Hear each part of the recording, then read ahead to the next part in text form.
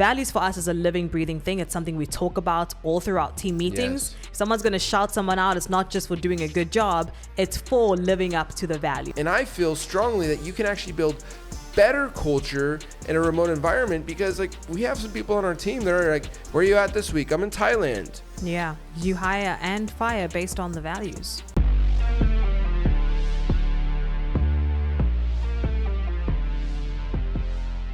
Welcome to the Takeover with Tim and Cindy, where we show you how to dominate every area of life and business. Let's get winning.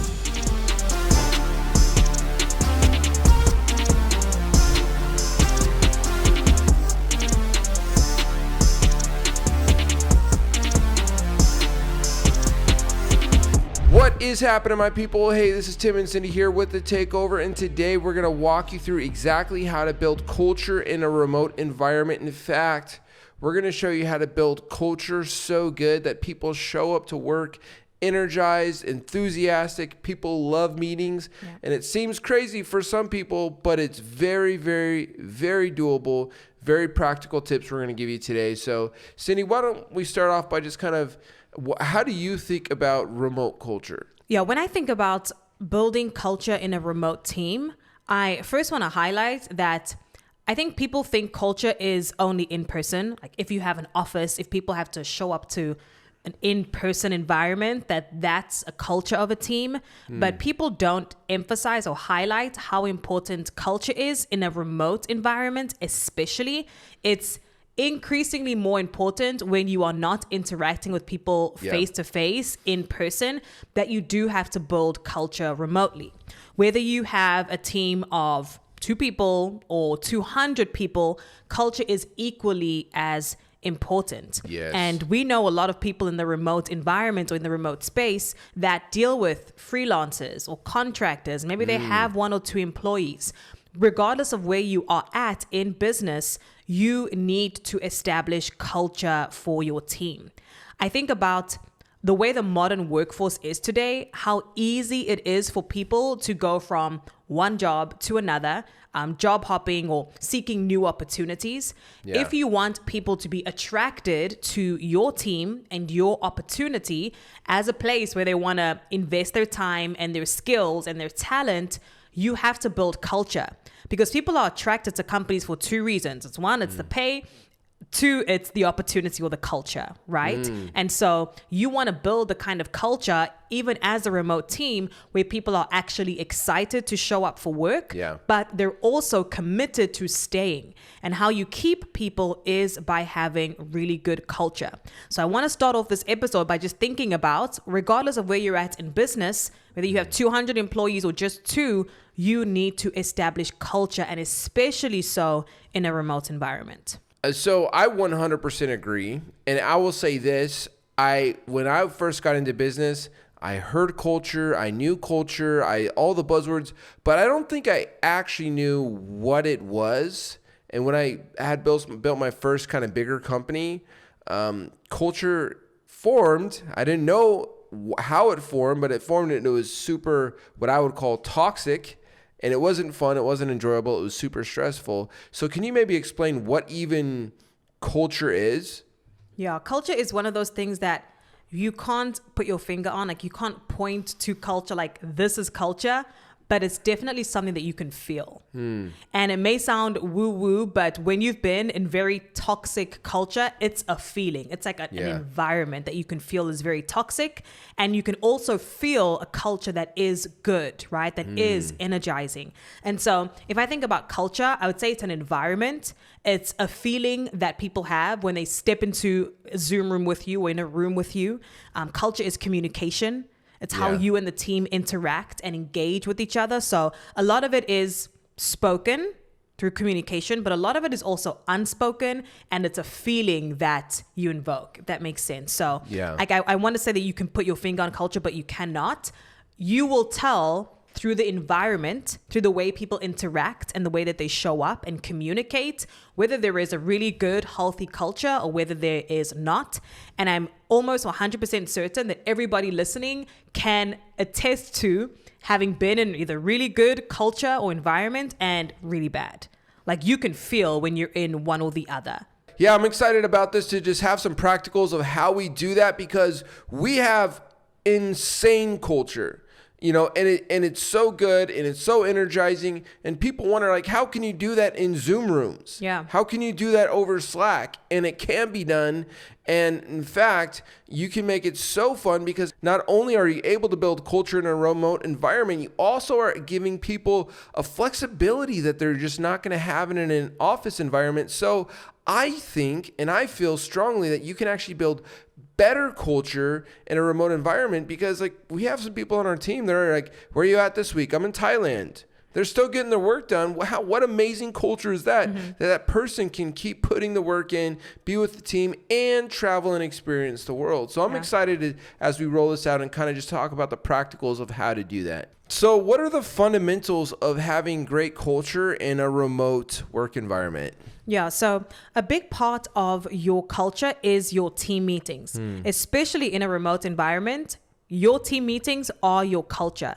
Yeah. So think about, does your team get energized to jump on meetings, whether it's on Zoom, Skype, Google Meets, however you will interact?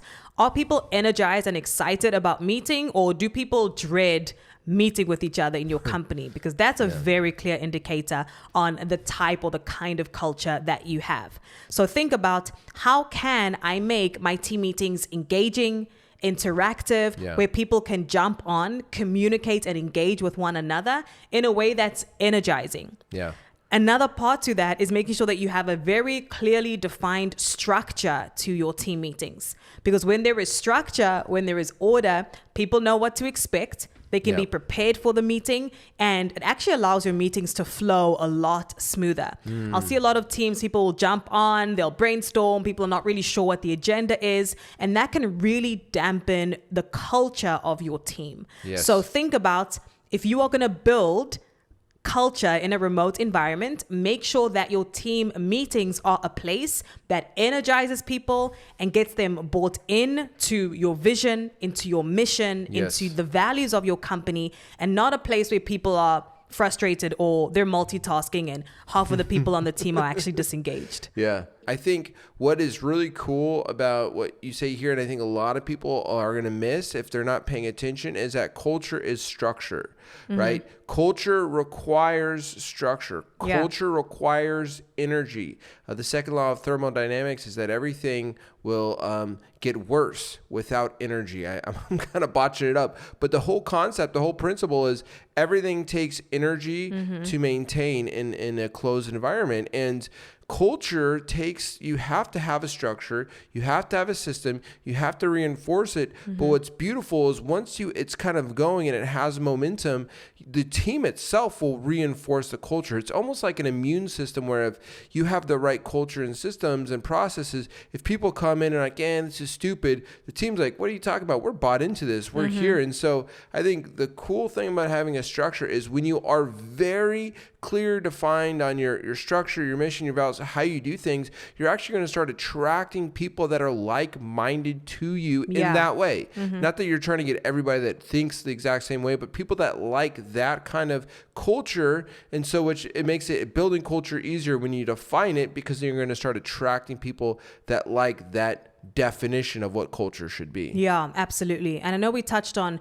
vision, mission, and values. And so if you have not yet listened to episode 2, I believe it is, on culture, it was a little while ago, make sure that you tune into that episode, because we talk all about the vision, the mission, the values, and how you actually build that all from the ground up.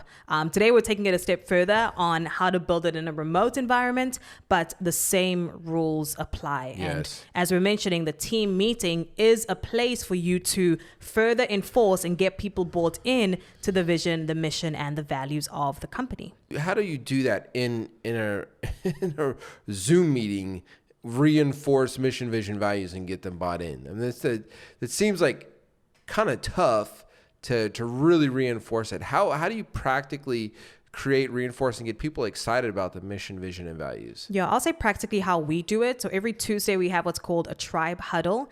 And on that Zoom meeting, people are shouting out other members of the team that are living up to the vision, the mission, and the values. So that is very practically where we're highlighting, this is our vision, this is the mission, these are our values. How can we identify other people on the team and shout them out for living up to those values? And so values for us is a living, breathing thing. It's something we talk about all throughout team meetings. Yes. If someone's going to shout someone out, it's not just for doing a good job, it's for living up to the values, right? Yes. People will shout somebody out for candor. Like candor is our language. People will shout somebody out for having a passion for people. So when you are giving praise and recognition, we do it from a place of how does this align with our values versus just, hey, you did a great job. I mean, that's just the science of human behavior.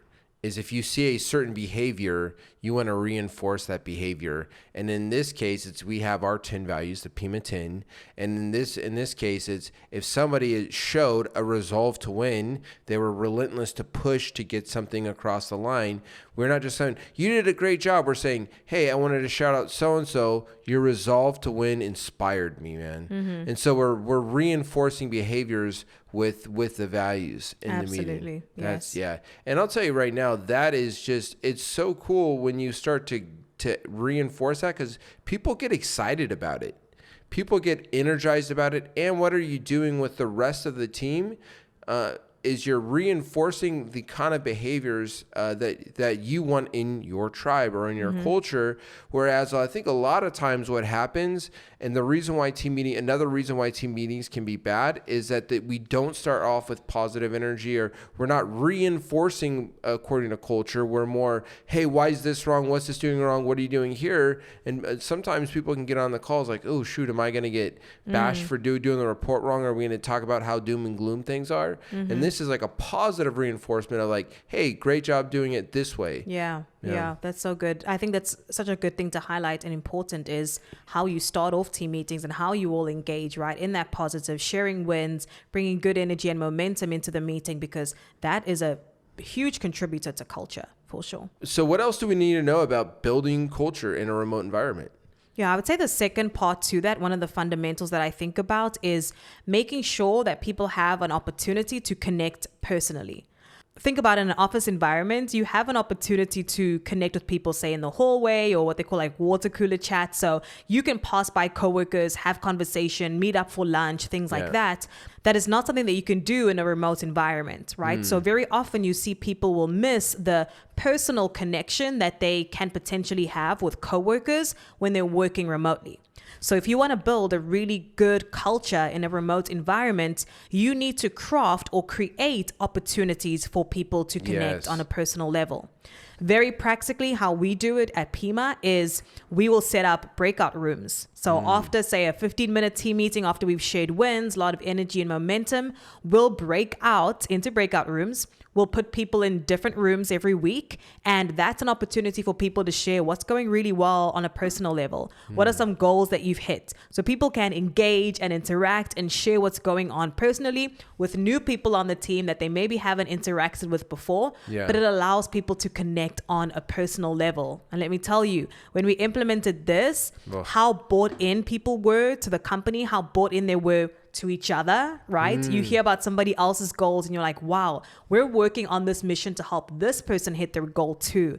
It's energizing, it's encouraging. And so just finding opportunities and ways for your team to connect personally, and even for you as the owner or the leader or the entrepreneur to connect with your people is so important, especially in a remote environment. One thing I love about this is you're going to have people in the team connecting that would have never connected before. So if you have a small 2-3 person company, you can just do this in that main room. What happens is when we started growing past a certain amount of people, it was maybe like 10 or 13. It was like, we don't have time to go through Tuesdays. We do what's your personal and professional wins. It was started getting where like the whole meeting was just everybody going through their personal and professional wins. So we started doing these breakout rooms, and as the team's grown, it's been so cool to watch because you could have the salesperson in the same room with a marketing tech that's at a totally different piece of the company, they would have probably not even in an in-person environment would have ever connected. And now you got this salesperson in this marketing tech, totally different parts of the company, and they're sharing what their personal professional goals are in a room of 2 or 3 people. And so it allows everybody on the team to have a very deep connection with everybody else in the different departments.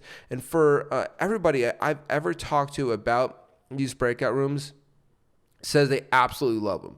And I know for me, it's just, as the CEO, to be able to meet the new people, meet different people, hear people's dreams, hear people's goals is very powerful. Yeah, absolutely. Absolutely. So that's a really practical way to build culture. I would say remotely is just giving people opportunities to connect on a personal level. I've heard some companies do really interesting things like trivia or different games, and they'll have like game days, all the different ways you can connect, but you can make it fun, see what works for you and your team. Biggest takeaway is give people an opportunity to connect on a personal level, and don't assume that people will create this on their own. You have to be proactive to create those opportunities. Yeah. And I will say right now that if you have these structures that Cindy's talking about, if you're listening to this, if you have these structures in place, you don't have to have them perfect. But if you have them in place and you're refining them over time, this will absolutely change the game. If you're finding any of your meetings or, oh man, I'm tired, I don't want to go to this meeting, over time, as you start to implement these things, you'll actually start to get excited by the meetings. There can be things that I'm like, man, I don't want to do this today. I don't want to do this, but it's rarely or never the team meeting. Yeah, absolutely. Absolutely. What's the final piece to the puzzle that we need to have a really good culture in a remote environment? The last thing is autonomy with accountability. So everybody performs better with accountability. But when you're thinking about a remote environment, you want people to have autonomy on how they do their work, right? Which is why you have a remote team anyway. If you're trying to micromanage every single little part of how somebody gets something done, you might as well have an office, right? I think the reason why a lot of people go remote is for that autonomy, right? It is so that people can communicate or get things done asynchronously. So think about how can you implement autonomy, meaning giving people the leeway on how they get their work done, as long as the result or the output or the outcome is there. Yeah. But make sure you're also holding people accountable, because everybody performs better with accountability. And we've noticed, especially in a remote environment, that you have to hold people accountable, and people perform so much better when they know they have accountability. Yes. And it automatically elevates your culture, right? Because if I'm checking on one of my direct reports, like, hey, this was going to get done at this date and this time, what support do you need on that? They automatically not only want to perform at a really high level, but they know that they have the support and backing from the leaders as well. So think about when you are creating culture remotely, how can you give people autonomy on how and when they get things done, but hold them accountable to ensuring that it gets done with your support? Yeah, and I think a big mistake that I've made for sure, and that I think a lot of people make, is they mistake autonomy and accountability for abdication, or for, hey, not having to create the right processes. Hey, you just do it whatever way you want and you get the result.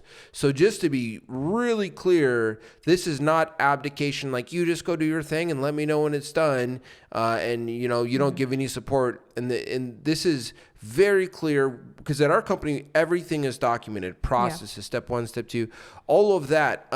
What we're talking about here is giving the tools and the support, the processes, the SOPs. Here's how to do the role. Here's the outcomes we're looking for, but then giving them autonomy on kind of when to do that, the flexibility to do that, as long as they have it done and the result by said date. And then accountability is just making sure that they're getting that done by said date, and then also giving them what's super important is the tools that they need to be successful with that. Because I think a lot of times, and I've made this mistake, when you yell or you say, get this result, but you don't give a clear roadmap of how to get that result, you don't give a clear, here's what it looks like to win, here's how to win, then you're also setting that person up for failure. And I think everybody wants to win. Everybody wants to do well. Everybody wants to perform well.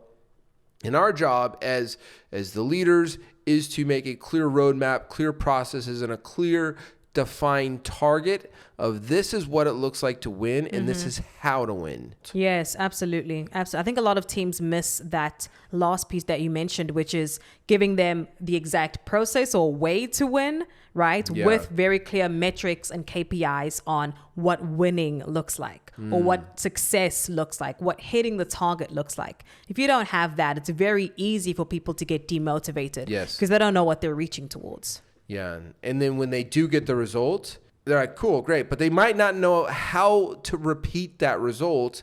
And then when they don't get the result and they get in trouble, it's like, well, I did my best, but I didn't have a process. And when you have that clear target and roadmap to get there, it really sets them up for success. Wanted just to make sure that people know clearly what we mean by giving autonomy and accountability. This is not abdication. That's good. And I think that alone right there, people want to win. People want to thrive. People want to do well in their role. And I think that alone right there is a big key to having great culture, period, anywhere, but is super important in a remote environment because it can't just be like, oh, hey, come over to my desk.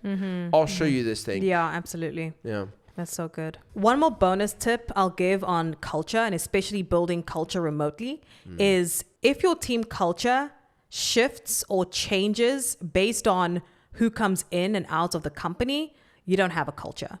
Ooh. If your team culture, say somebody new comes in and they're like this massive personality, they're very outgoing, and your team culture now shifts to massively big, outgoing, energetic, and then that person leaves and your culture's back down to boring or nonchalant, that means that your culture is shifting as people come in and out, which means you do not have a clearly defined culture. Yes. So that's so important to think about as you're running your team remotely, because I think about us at Pima, our culture is our culture is our culture. Yes. Regardless of who comes in or out, like the culture stays the same and it's very consistent regardless of who's in or who's out. And so when people are coming in, they know that this is the culture. They abide by the rules of the tribe, of the culture. They participate, they're engaged, right? And our culture doesn't shift based on who comes in and out. And so think about that and reflect on that for your team. If somebody comes in, does that shift your culture? Because it probably means your culture is not clearly defined. Yep. If somebody leaves, do you feel like a part of your culture has left? Because that also means your culture is not clearly defined. So your culture shouldn't be based on a person or on a group of people. Your culture should be your culture. Yeah. Very objective, very clearly defined, regardless of who comes in or out. Like, this is the culture. Wow. I love that. So, and if you go back to our former episode, it's about setting it's your company. What do you want this thing to be like? What do you want the values to be? You're setting that, you're defining it. And then that doesn't get shifted and changed when a different personality with different values comes in because it's been defined. Absolutely. And if you're the owner of the company, how beautiful is that? You get to determine what you want your environment to be. And then you attract teammates that like that. And so you actually don't have different types of people with totally different values coming in.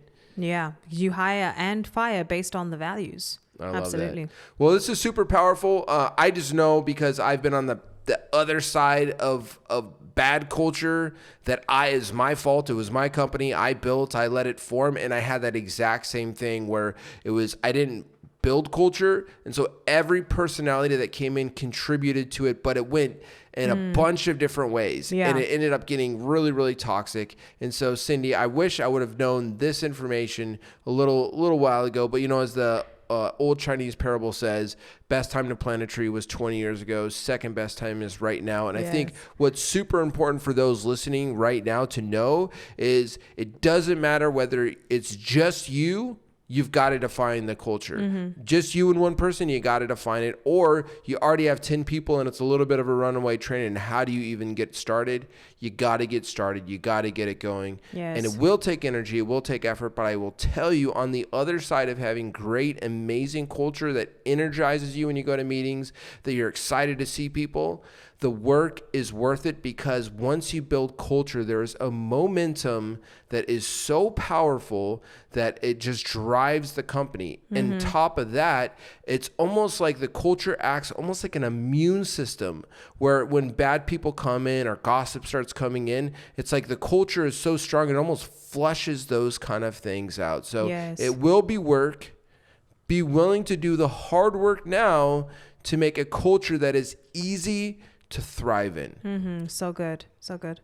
This is Tim and Cindy with The Takeover. If you are watching this on YouTube, make sure you click that subscribe button so you never miss an episode. At the end of every episode, we always say, what's one thing that you can take out of the episode? What did you learn? What can you implement today? Make sure that you follow the show wherever you are listening. And remember, domination is not a destination. It's a way of life. Stay winning. Stay winning.